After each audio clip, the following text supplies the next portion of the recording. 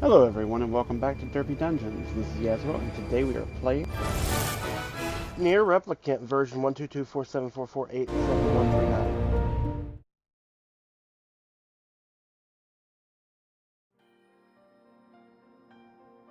Whenever I interacted with Kaine, I was reminded about something from my past. Maybe my mind has been confusing her with my sister this whole time. Anyway...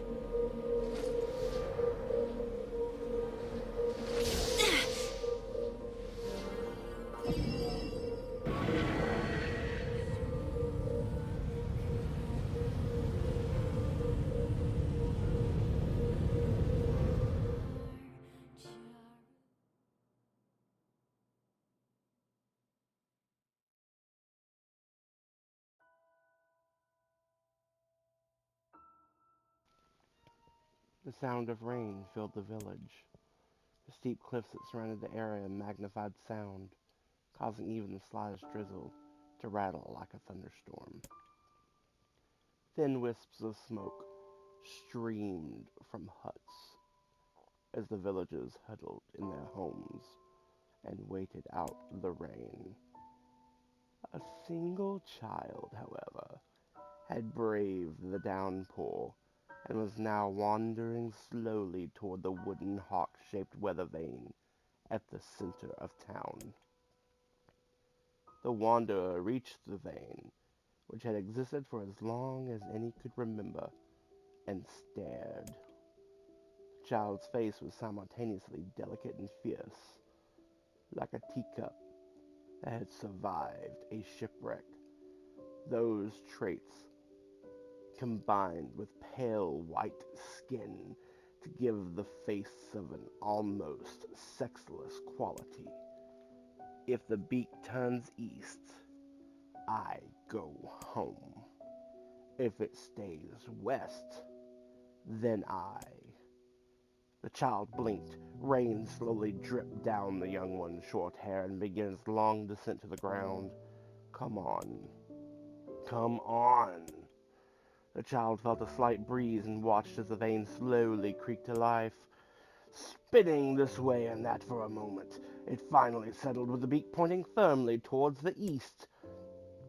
East? Really? Before the vane could move again, a jagged rock came spinning and tumbling through the air, striking home against the child's head. The force of the blow dropped the child to the ground as a hail of stones began to fall all around. Oh no, they found me. A heartbreaking smile crept across the child's face as the stones continued their assault. Through the rain, the sound of multiple footsteps grew louder before a voice rang out. Yoo-hoo! Kaine! The voice belonged to Demo, worst of all the bullies in the area.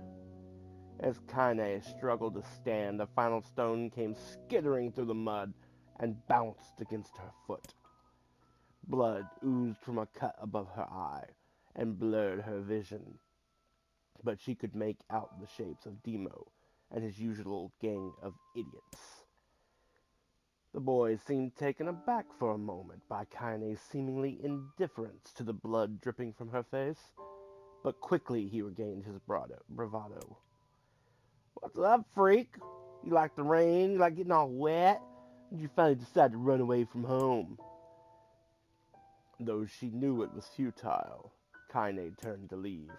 Before she could get more than a few steps, the other children scrambled to surround her, cruelty burning in their eyes. Kaine knew those were not the only eyes on her. The tormentors, parents, watched from the safety of their homes. She was attuned to this sensation. It was one she had experienced many times before. While some villagers simply turned a blind eye to the actions of their children, many encouraged it, openly. In a society ruled by superstition and fear, Kaine was something to be hated, and if possible, destroyed. I didn't say you could leave, freak! Demo's words chewed at her like a worm through an apple. He can't hurt me, she lied to herself. Be strong. Be brave. He can't hurt me. He can't hurt me. He can't hurt. Oh, look, little freak's gonna cry. What's wrong? Are you sad everybody hates you and wants you dead? Kane prayed for the rain to flood down and carry her away from a world that seemed to have no place for her. But if there were gods, they chose to ignore her as Demo crept ever closer. The clouds began to thin and the rain slowed. Even the weather hates me. I'm useless. A failure. I wish Demo's rock had taken my head off. Kaine couldn't meet Dino's leering gaze. She lowered her eyes and stared at the muddy ground below. The bully moved forward until he was inches away. She could smell the scent of old meat on his breath. The boy grabbed Kaine's face with thick fingers and yanked it upward. She tried to turn away, but he forced her gaze back and jammed his thumb against her eyelid to pry it open. Show me! No. Did you just say no? Demo grinned evilly. You don't say no to me. No one ever says no to me. Not even taking his attention from Kaine, he called to his cohorts. Come on, guys. Let's give the freak what she deserves. As soon as Demo finished, kicks and blows began to rain down upon Kaine. Demo paused, still grinning, as Kaine curled into a ball and tried to make the pain stop. I don't get you, freak. What you acting like a girl for, huh?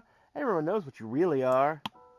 Kaine ignored the question, choosing instead to stare at the weather vane. It continued to point east, as if supremely confident about the future it had chosen for her. Go home. Yeah, that's a funny joke for someone with dead parents and no home to go to. Freak! Chanted the children. Freak! Freak! Freak! Freak! Kaine closed her eyes and listened to the rain, waiting for the pain to start again. As the clutching hands of the village children closed around her, she bent her mind to the sound of the rain, letting it become her world entirely. The rain fell, but the pain never came. Only when the laughter of her tormentors turned to terrified cries did she dare open a single blood-caked eye.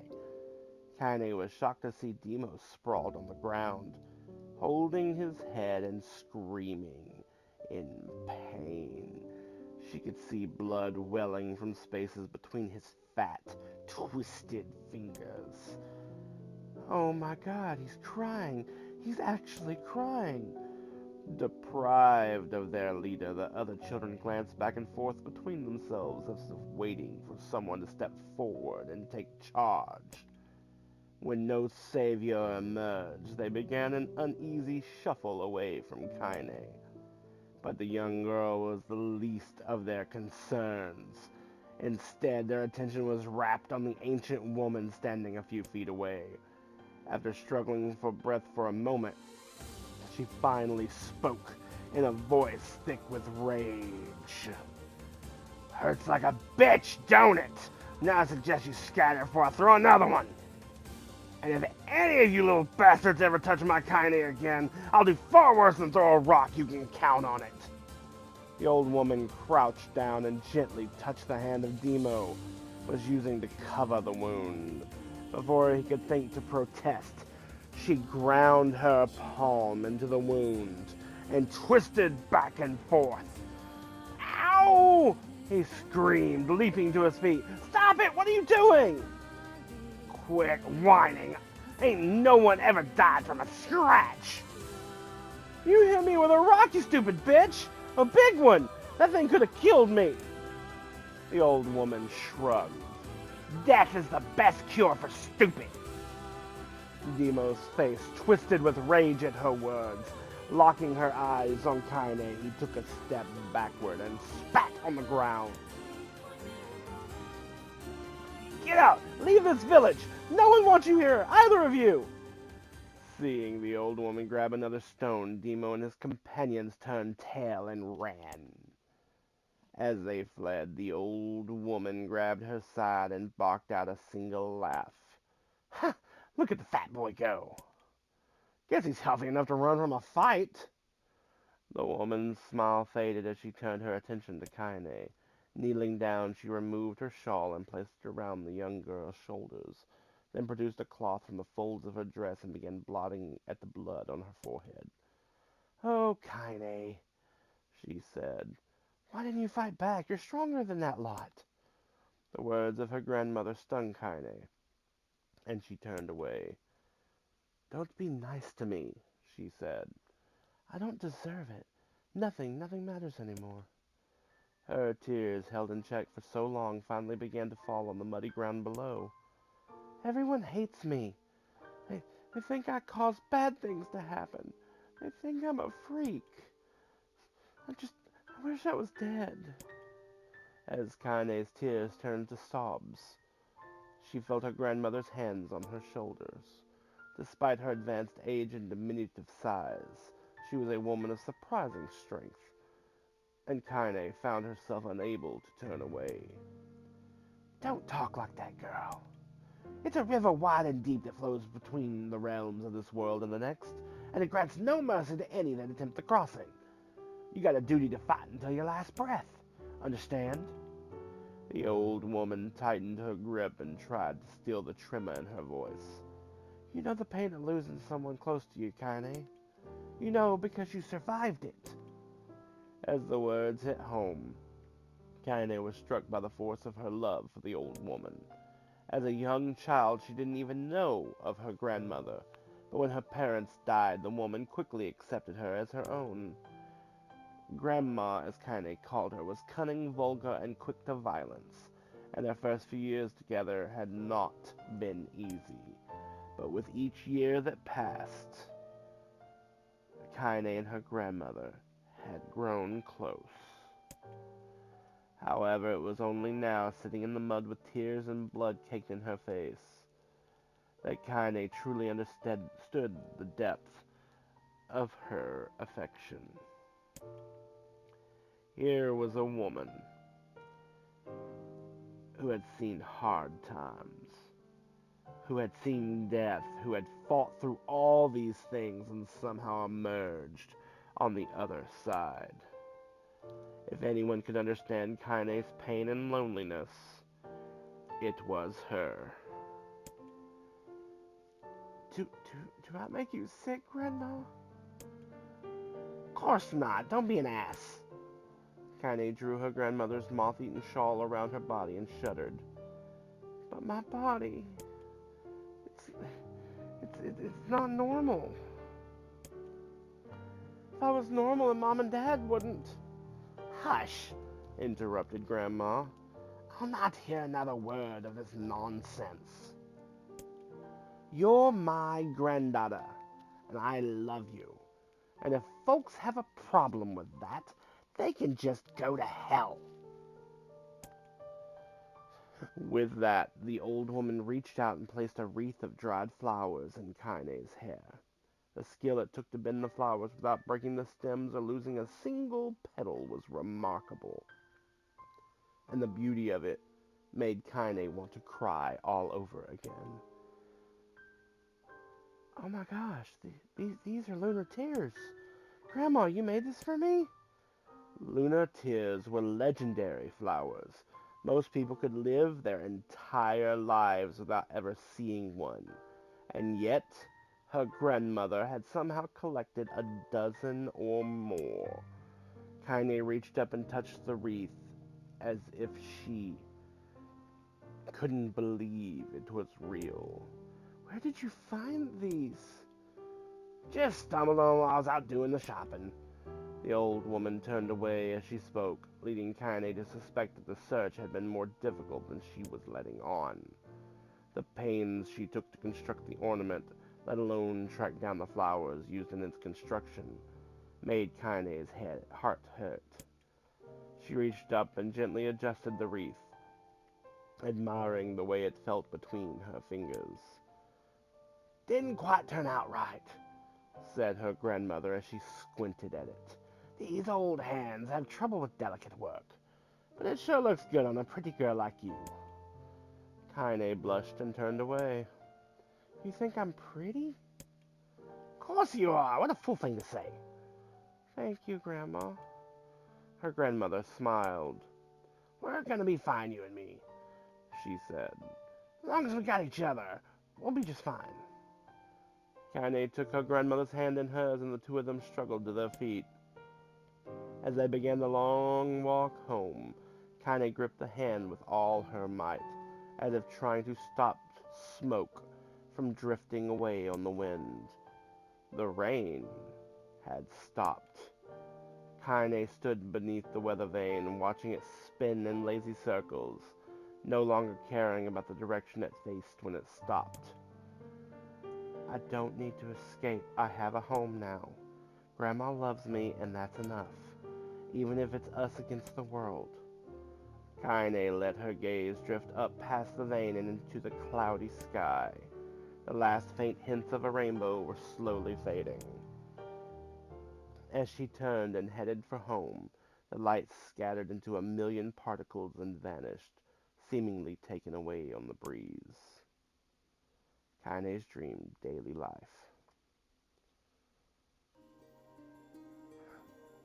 In the distance, Kaine heard the steady sounds of an axe striking wood. The noise had a purposeful quality to it, as if she was hearing a master woodsman go about his work. The firewood was produced, however. The firewood being produced, however, was as far from a work of art as could be. Pieces of every shape and size were being flung about a barren yard with wild abandon. Anyone trying to stack such wood would probably die of frustration before the job was through. Stupid piece of shit axe! Kaine's grandmother flailed away with the axe, filling the air with both splinters of wood and words that would make the most hardened sailor blush. Grandma, called Kaine. That you, Kaine? Yelled the old woman, taking her eyes off the wood for a moment. Don't get too close or I might take your GD foot off by mistake. She brought the axe down on a piece of wood, sending chips flying in every direction. One spun past Kaine close enough for her to hear the whistle, at which point she decided to step back. Once she scuttled to a safe distance, she cupped her hands around her mouth and shouted, Grandma! Do you need help? I can get you water, or lunch, or a new axe or something? The axe, poised to strike another wobbly blow, paused in midair. The old woman considered her granddaughter's offer for a moment and then smiled. Tell you what, since I'm doing such a piss-poor job of chopping, why don't you come here and take over so I can get the water? Shades have been restless lately, and I don't want you running into one of them bastards. Relinquishing the axe, her grandmother picked up a long pole with wooden buckets on either end. Gathering water was by far the more difficult of the two jobs, but Kaine knew better than to complain. Once Grandma's mind was set, there was no changing it. Kaine did her best to help with chores, but Grandma took every task that required travel to the village. Though she had a long list of plausible excuses, Kaine knew the real reason. She didn't want her granddaughter to be taunted and harassed by the villagers again. Once Kaine moved in, Grandma decided to take up residence a good distance from the area. Out of sight, out of mind seemed to be the best policy when it came to the villagers and her granddaughter, and rare were the days when any but the two of them could be found on the rocky acre of land they called home. Kaine enjoyed the solitude, but harbored a secret resentment that her grandmother was forced to spend her golden years in such a place.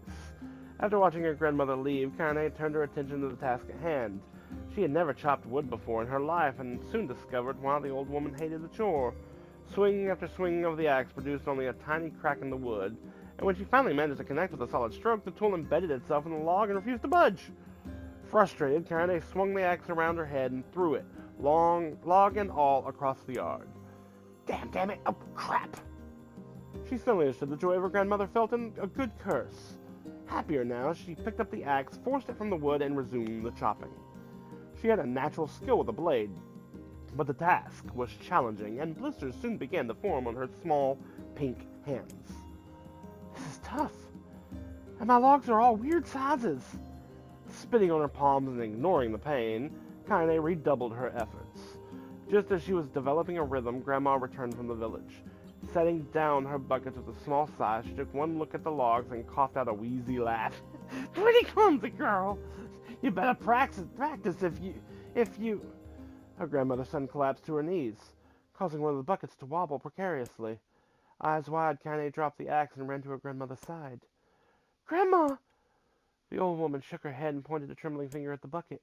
"Get the bucket! Can't let it spill!" Kaine steadied the bucket with a foot, and she knelt at by her grandmother. A small bit of water sloshed over the side and made a new home to the hem of her dress, but Kaine did not notice. "Grandma? Grandma, what's happening?" Crazed with panic, she grabbed her grandmother by the shoulders and shook. After a moment, the woman lifted her arms and batted Kaine away. "Stop! Just stop!" she cried, breathing heavily. "It ain't like I'm dying. Just tired from the trip is all." Kaine desperately wanted to believe her, but one look at the old woman's shaky hands and worn face told her more than words ever could. Her grandmother had lived a long, hard life, and it seemed the bill was coming due. The time when her grandmother watched over Kaine was ending. Sooner than either of them had feared, the positions would be reversed. The next morning, Kaine came to the side of her grandmother's bed and took her wrinkled hand. "Grandma, you're sick and you need medicine. I'm going to the village." The old woman shook her head and tried to rise, but Kaine gently pushed her down. "It's all right. I'll be fine." Her grandmother fixed her with a gaze that could melt steel. After what seemed an eternity, she finally lowered her eyes and sighed. "Well, I don't like it, GD, but I guess I should quit being so stubborn and let you grow up." The old woman watched as Kaine strapped on her boots and made her way down the road to the village. Hours later, as an unseen sun made its way across a dark and rainy sky, she was still watching. Kaine moved at a brisk pace, checking her pockets every few minutes to make sure the money her grandmother gave her was still there. Every noise caused her to spin on her heels, making sure she wasn't being stalked by a shade, or worse, Demo and his gang. But she encountered neither tormentors nor shades, and Kaine finally found herself at the entrance to the village. The few adults she could see glanced sideways at her, then muttered to each other behind raised hands before slinking away into the shadows. Her heart raced, and Kaine took a series of rapid, shallow breaths and tried to calm herself. "I have to prove myself. I have to help Grandmama. I have to be strong." She chanted those words to herself over and over as she slowly made her way. Finally, her eyes settled on a rotund older woman who was angrily waving her arms in the air and telling anyone who would listen exactly what she thought of Kaine's presence. "Hey, lady," said Kaine with a bravado she did not feel. "Where's the apothecary?" The woman's flabby cheeks shook in bewildered anger. "How dare this thing speak to me?" They seemed to say, but Kaine saw that her eyes held a different emotion. Fear. "Yeah, we're both scared, lady. Trust me on this one." "Which way?" Kaine repeated. The woman pointed to a small building to her right before hitching up her dress and stumbling off in the other direction. Kaine cringed, expecting a stone to come flying from the assembled crowd, but none came. Her mind was filled with a strange sense of pride as she made her way to the apothecary, but the new emotion had little time to take root, for as soon as she opened the door, she noticed a familiar customer at the counter. It was Demo. He'd clearly been sent here on some kind of family errand, because his gang of followers was nowhere to be found. "Oh my god," he sputtered. What are you doing here, freak?" The insult was delivered without force, and Kaine happily ignored it. Stretching on tiptoes to see over the counter, she asked the shopkeeper for the medication. "Ha!" barked Demo. "That old bitch finally kneel over?" "Go to hell, Demo." The boy's eyes grew so wide they seemed ready to fall out of his head, but before he could let fly a comeback, or worse, a punch, the apothecary told them to knock it off before he kicked them out of the store. Demo slunk out of the shop, cursing Kaine under his breath. Once he was gone, she allowed herself to breathe once more, taking a brief tour of the shop while the owner prepared her medication. Countless tiny bottles filled the cramped store, each with a label written in some indecipherable language. An ocean of aromas assaulted her nose, creating a scent that was exotic, but not altogether unpleasant. Seeing such a variety of supplies gave Kaine a sense of peace. Surely in a world so vast there would be a place that she could call home. On the far wall behind the counter rested a portrait of a stunning young girl. The picture had once contained bright, vibrant colors, but time had worked its cruel magic, and they were beginning to fade. The beauty of the work, however, remained undiminished. "You like that picture?" Kaine turned to find the apothecary with a small vial of medication in his hand. His eyes were gentle but sad, and they seemed to stare through her and into nothing as he spoke. That's my daughter. I sketched it when she was just a little girl. She's been dead a long time now." Kaine didn't know how to respond. She just stared at the portrait and tried to come up with the right words. "Pictures are wonderful things," continued the shopkeeper. "They let the ones closest to you live on forever." He shook his head slightly, then looked down at Kaine and smiled, handing her the medication. He reached into his sizable green apron and produced a handful of old wax crayons. "You should have these. There's no one left that I wish to draw." Kaine took an instinctive step back, causing the shopkeeper's face to darken. "Yes, I've heard the rumors about you," he said. "It's a small village and word travels quickly. Between you and me, I'm not sure which of them to believe. I also don't think they matter much. I know your grandmother, Kali, and I think the way she was driven out of this town is just deplorable." "Grandma's name is Kali?" thought Kaine suddenly. She was still mulling the new fact over in her mind as she reached out and gently took the crayons from the apothecary's hands. "Your grandmother's an old friend of mine," he said as Kaine scooted away yet again, "and I owe her much. I wager she would like it if you drew a picture of her." "Yes, I think she would like that very much." Kaine murmured a quiet agreement, but inside her heart was bursting.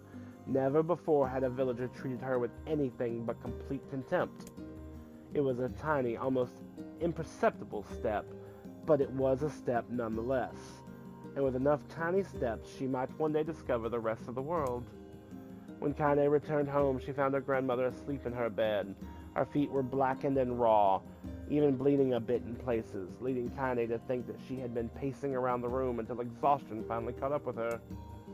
She placed the medicine by her grandmother's pillow and turned to leave, but found the old woman's hand clasped around her arm.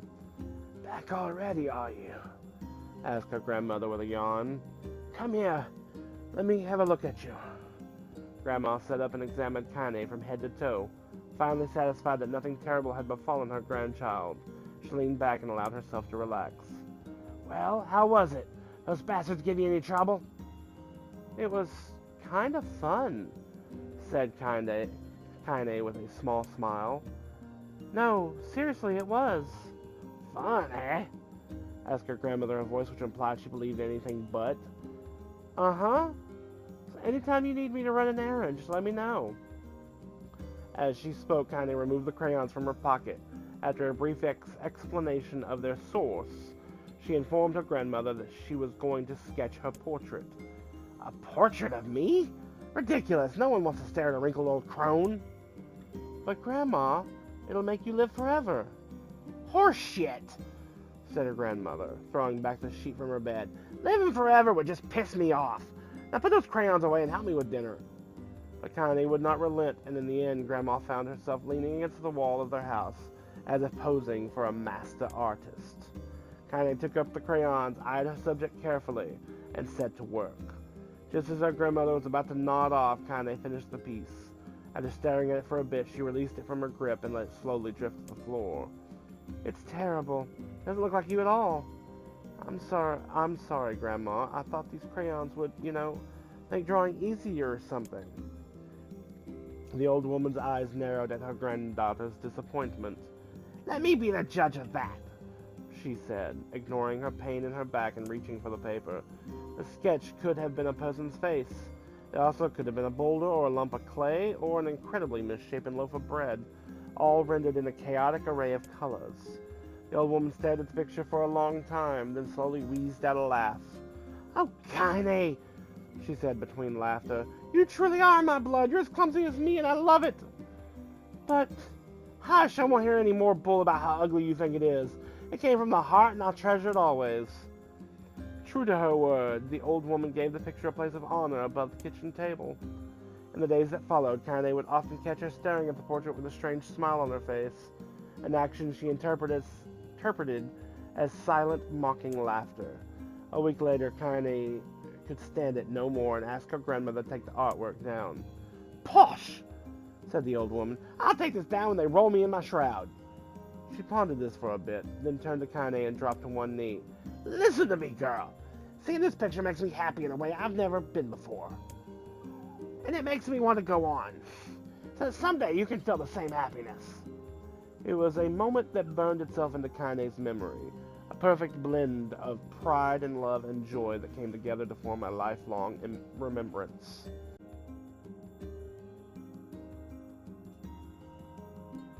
Thank you for watching. If you liked this video, hit like. If you would like to see more, subscribe to the channel. Until next time, have a wonderful day. Bye-bye.